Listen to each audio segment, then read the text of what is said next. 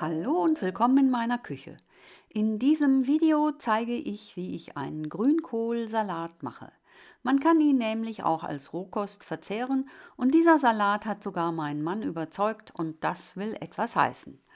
Man braucht nicht viel Grünkohl. Er muss natürlich gut gewaschen und mit Küchenpapier trocken getupft oder in einer Salatschleuder geschleudert worden sein.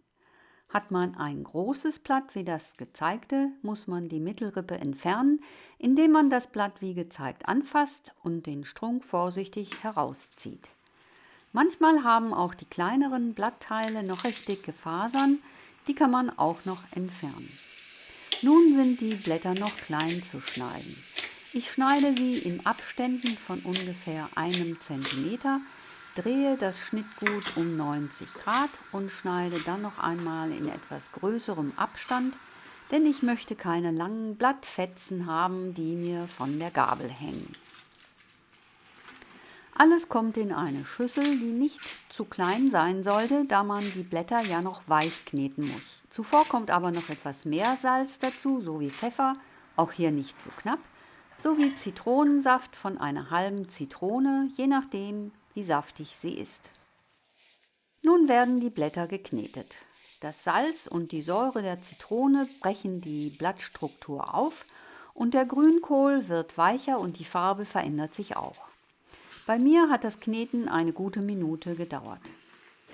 Danach gebe ich noch einen Esslöffel Olivenöl auf den Salat und arbeite auch ihn ein. An der Beschaffenheit des Kohls ändert sich jetzt nichts mehr und man kann dazu auch einen Löffel nehmen. Nun gebe ich noch Sonnenblumen und Kürbiskerne auf den Salat und rühre sie unter. Den Grünkohl gebe ich nun auf einen Teller. Darauf kommen halbierte, kernlose Weintrauben und etwas Käse, der nicht zu kräftig sein sollte.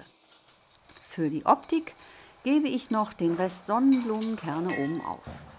Aber um alles noch interessanter zu machen, röste ich noch ein paar Pinienkerne, denn in der Küche geht es ja oft um die Röstaromen und die bringen immer noch eine weitere Dimension in ein Essen.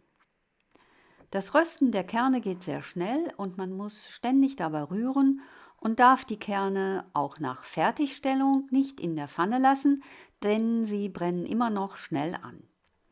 Die Pinienkerne kommen nun noch als krönender Abschluss auf meinen Grünkohlsalat und es kann gegessen werden. Der Geschmack des Grünkohls ist recht neutral und nicht zu vergleichen mit dem lange gekochten Gemüse.